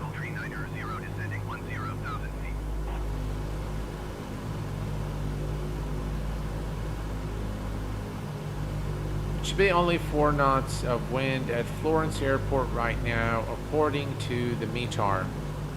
Well, that's very good news. It means we're going to have a rather easy approach and landing into Florence. So I'm pretty happy to hear that. Thank you very much for the info.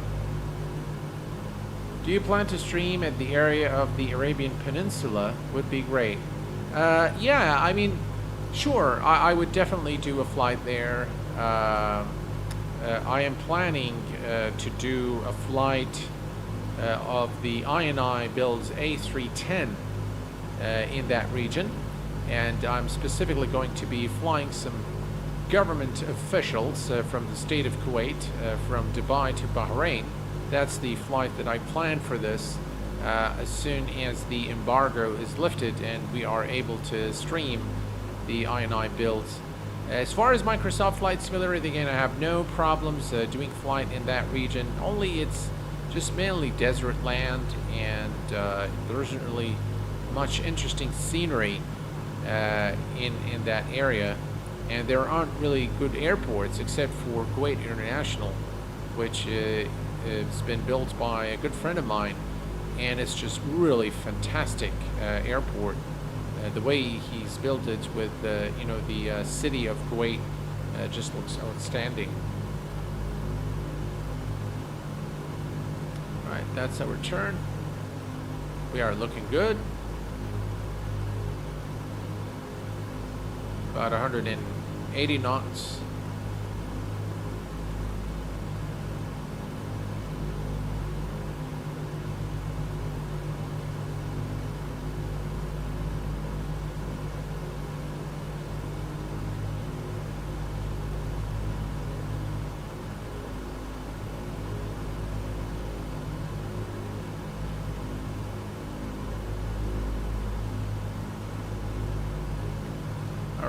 there's Conga, and after Conga, we are pretty much there. You can see the runway right ahead of us now. We're actually slightly to our right. Florence, approach on 125.825.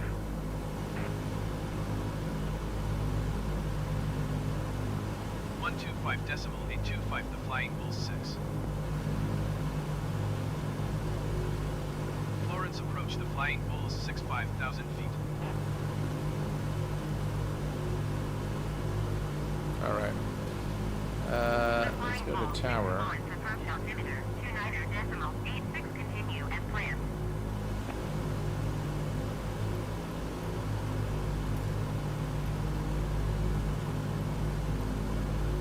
We are not going to get Florence, are we?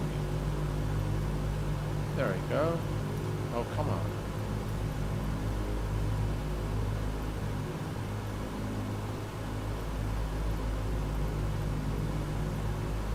God, I hate it when it does that.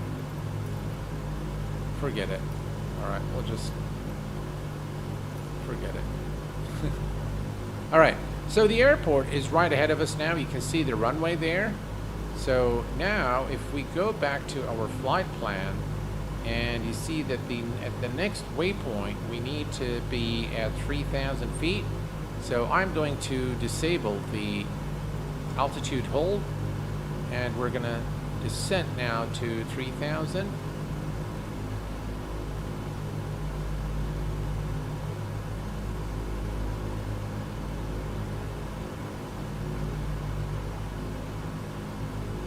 There we go.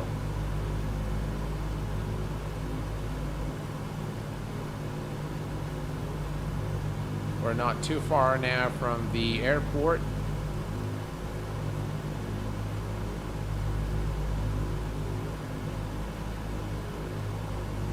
And of course, we're going to maintain 3,000 until established.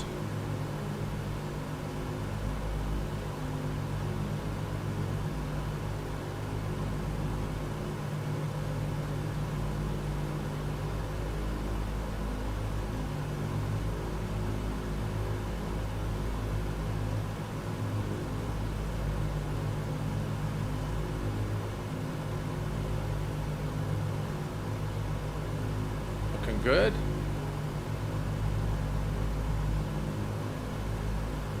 All right. So here's what we're going to do now, folks. We are going to head over here to the Autopilot, and we're going to select approach and VLOC.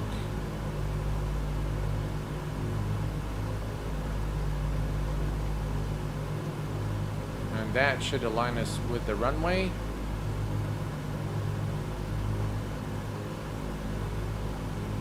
$3,000 is set here, and you can see it right there, looking good. And we are now going to bring up the flight engineer before landing. Setting flaps 20.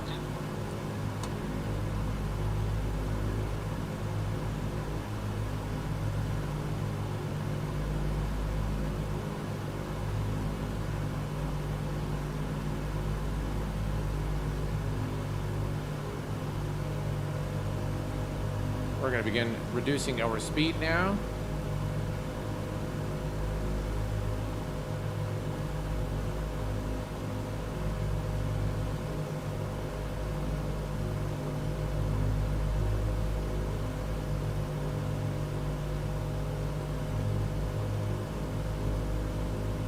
Flaps set. Mixtures rich, wait. Auto rich. Mixtures set. Gear up and down, please. Gear up and down.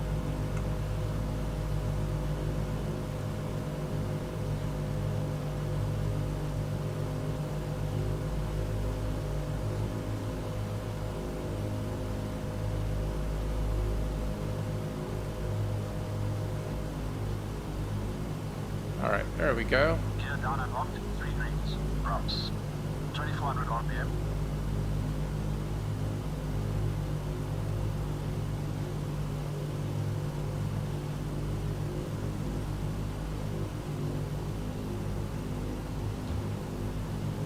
500 RPM set. Cal flaps. +3 degrees. Cal flaps set. ADI. ADI off. ADI is off. Baby lights. Speed good. Extending lights. Lights extended and on. Carbine. Carbine cold. Set cold. Before landing checks complete. All right, you can see now that we're aligned with the runway. We're a bit too low, so we are going to just reduce our rate of descent.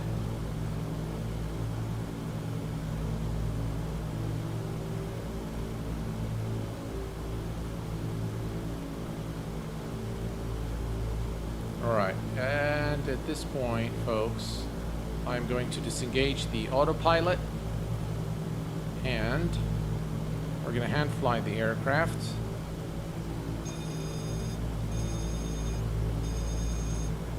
Alrighty. There we go. Alright, my aircraft.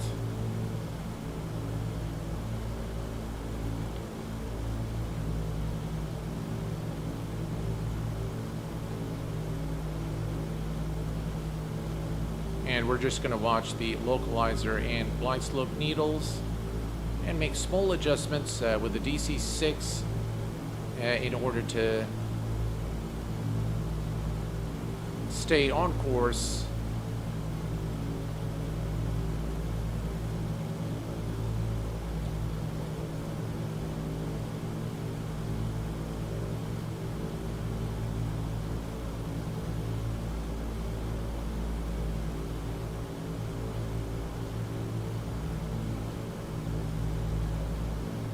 Trim the aircraft a bit for, I think we're too high now, so we need to descend.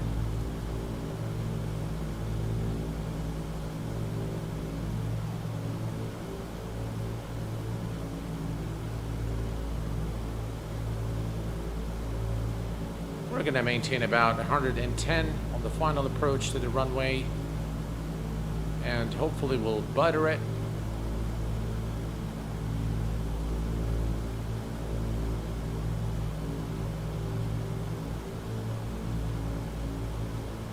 Still a bit too high there.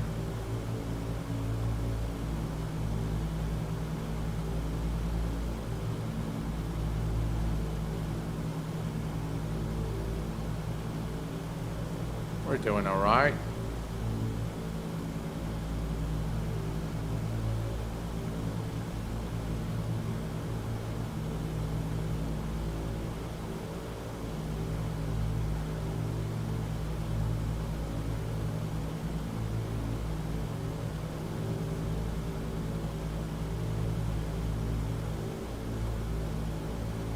On the glide slope and localizer.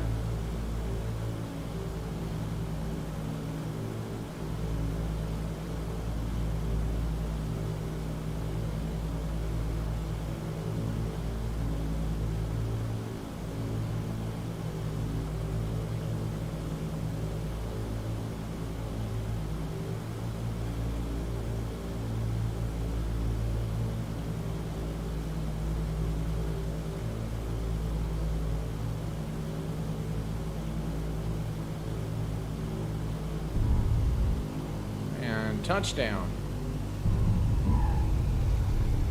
All right, and reverse.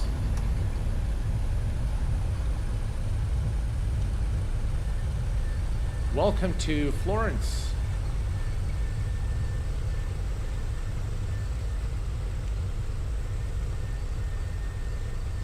We had to use some manual braking there to bring the aircraft. I think overall, I think it was an alright of a landing. We'll take a look at the landing rate in just a moment here. But I thought it was alright. Not too thrilled about it, but it was okay. Right, let's release that.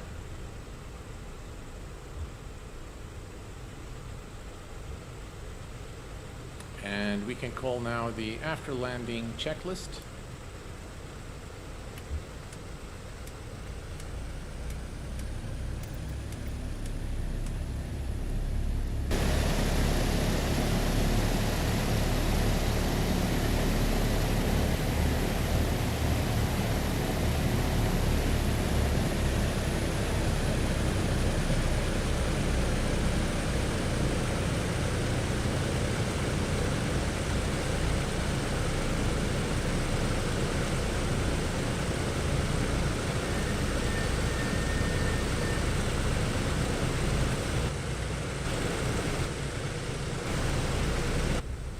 Well, I'm all over the place here. All right, well, we made it safely to Florence. And it was definitely an enjoyable flight with the DC6.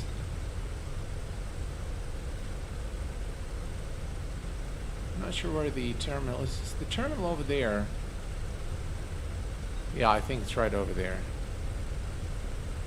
Do we go, is this the way? I'm not very unfamiliar with this airport. Is there a way there?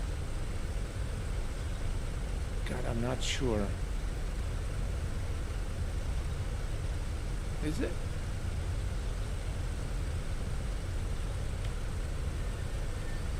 No, that doesn't look, that looks really strange. Well, I'll tell you what. We'll just go on the grass, that's fine. The DC6 can take it.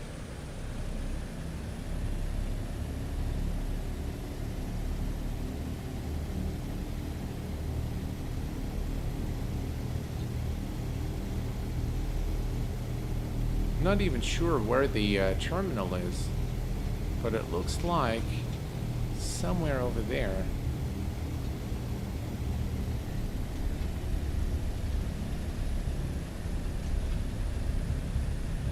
I made a complete mess out of that.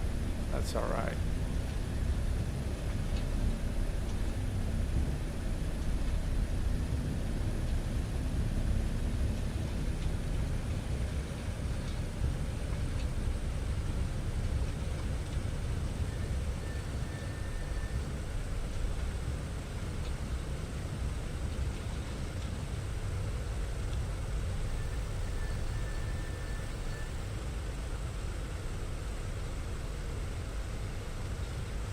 Looks like we can park the aircraft somewhere here.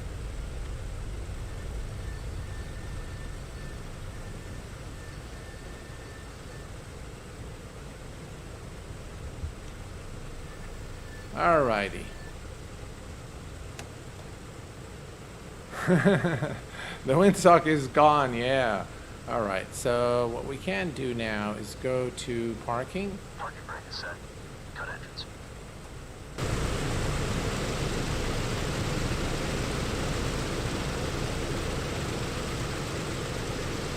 All right, now while the engines are, let's take a look at the landing rate. -391. Whoa. That's a really firm landing. Really firm landing, but nonetheless enjoyable. And I must say that I really enjoyed this live stream, streaming the DC6. Now, I know some of you guys wanted to see the terminals on the other side of the runway. I think you're in the GA parking. I think you're absolutely right, because I can see all the smaller aircraft here. But I think you guys wanted to see my settings. I can't remember who wanted to see my setting. Just out of curiosity, maybe you've answered this question before. Can't remember. But why don't you do your PPL? Well, we can. I mean, I can. Not in Kuwait though. But yeah, you can. You can definitely do it. Thank you, Germany the best. Thank you very much. I appreciate it. All right. So one of you guys wanted to see my settings. So we're going to go to the general options here. And I'm going to take you quickly through my settings. This is the full screen, the screen resolution of the sim. But of course, for the stream, I'm streaming at 1080p. So I'm rescaling. Render global quality, whatever. I set it to ultra and then manipulate this. So let's take a quick look. So I have everything, by the way, is on ultra. So I'm just going to go through the things that I've changed in order to get reasonable FPS. The one thing you'll see here is the terrain level of detail is 150, and the texture super sampling is 4. The shadow maps and terrain shadows is set to 1536 and 512 respectively. And then if you go to motion blur is set to low. and the rest of these items are off, off, and low. So this is pretty much what I have for my settings.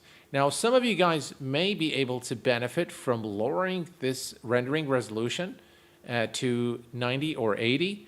It will not change, it will not really affect the visual quality that much, but it should help the mid-range machines with FPS. So I highly recommend that you try it out. If you're having issues after you set these settings, if you're still having issues, try lowering the rendering resolution, and you should gain some FPS there. So that is, ladies and gentlemen, the end of our live stream today. I hope that you've enjoyed this stream. I hope that it was insightful, and it was also entertaining. And I do apologize for the crash at the very beginning and for the hard landing here at Florence. Until next time, folks, please take care of yourselves and each other. And I will see you all very soon. Thanks for tuning in, and bye-bye for now.